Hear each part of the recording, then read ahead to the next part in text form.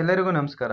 ನೆನ್ನೆ ಅಮೆಜಾನ್ ಪ್ರೈಮಲ್ಲಿ ಒಂದು Kannada cinema release ಆಗಿದ್ದು, ಅದರ ಹೆಸರು ಮೂರನೇ ಕೃಷ್ಣಪ್ಪ ಅಂತ. ಮೂರನೇ ಕಣ್ಣಪ್ಪ ಅಲ್ಲ, ಮೂರನೇ ಕೃಷ್ಣಪ್ಪ.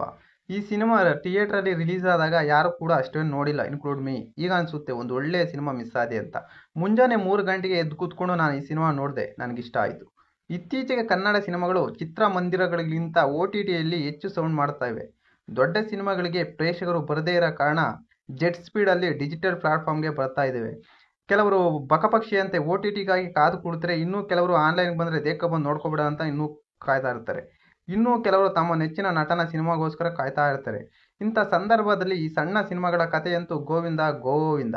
ಬ್ಲಿಂಕ್, ಶಾಕಾಹಾರಿ, ಜೂನಿ, ಓಟು, ಧರಣಿ ಮಂಡಳ, ಮಧ್ಯದೊಳಗೆ, ಕರಟಕ ದಮನಕ ಹೀಗೆ ಹಲವು ಸಿನಿಮಾಗಳು ಡಿಜಿಟಲ್ ಪ್ಲಾಟ್ಫಾರ್ಮ್ನಲ್ಲಿ ಹೆಚ್ಚಿನ ಮನ್ನಣೆ ಗಳಿಸಿವೆ. ಇತ್ತೀಚೆಗೆ ಬಿಡುಗಡೆಯಾದ ಮೂರನೇ ಕೃಷ್ಣಪ್ಪ ಸಿನಿಮಾ ಬಗ್ಗೆಯೂ ಪ್ರೇಕ್ಷಕರಿಂದ ಮೆಚ್ಚುಗೆ ವ್ಯಕ್ತವಾಗಿತ್ತು. ಆದರೆ ದೊಡ್ಡ ಮಟ್ಟದಲ್ಲಿ ಪ್ರೇಕ್ಷಕರು ಚಿತ್ರಮಂದಿರಕ್ಕೆ ಬರಲೇ ಇಲ್ಲ, ಈ ಸಿನಿಮಾ ನೋಡಲೇ ಇಲ್ಲ. ಸದ್ದಿಲ್ಲದೆ ಈಗ ಮೂರನೇ ಕೃಷ್ಣಪ್ಪ OTTಗೆ ಬಂದಿದೆ. ನೋಡಿದವರು ಮೆಚ್ಚಿಕೊಳ್ಳುತ್ತಿದ್ದಾರೆ. ಹಳ್ಳಿ ಸೊಗಡಿನ ಕಾಮಿಡಿ ಎಂಟರ್ಟೈನರ್ ಸಿನಿಮಾ ಇದು. ಸಂಪತ್, ರಂಗಾಯಣ ರಘು, ಶ್ರೀಪ್ರಿಯಾ, ಉಗ್ರಂ ಮಂಜು, ತುಕಾಲಿ ಸಂತು ಮುಖ್ಯ ಭೂಮಿಕೆಯಲ್ಲಿ ನಟಿಸಿದ್ದಾರೆ. ರಾಜಕೀಯ ವಿಡಂಬನೆಯ ಕಥಾ ಹಂದರ ಈ ಚಿತ್ರದಲ್ಲಿದೆ. ನವೀನ್ ನಾರಾಯಣ್ ಘಟ್ಟ ಮೂರನೇ ಕೃಷ್ಣಪ್ಪ ಚಿತ್ರಕ್ಕೆ ಆಕ್ಷನ್ ಕಟ್ ಹೇಳಿದ್ದಾರೆ. ಬೆಂಗಳೂರು ಗ್ರಾಮಾಂತರ ಭಾಗದಲ್ಲಿ ಜನ ಮಾತನಾಡುವ ಭಾಷೆಯನ್ನು ಚಿತ್ರದಲ್ಲಿ ಬಳಸಿಕೊಳ್ಳಲಾಗಿದೆ.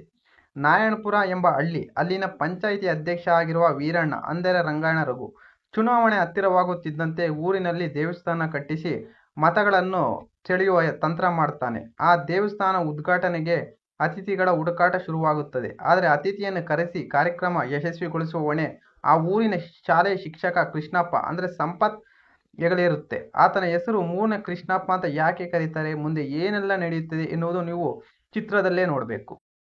ಈ ಮಾಹಿತಿ ನಿಮಗೆ ಇಷ್ಟವಾಗಿದ್ದರೆ ಶಿವರಾಜ್ ಇನ್ಫೋ ಯೂಟ್ಯೂಬ್ ಚಾನಲನ್ನು ಸಬ್ಸ್ಕ್ರೈಬ್ ಮಾಡಿ, ಸಪೋರ್ಟ್ ಮಾಡಿ. Thank you for watching.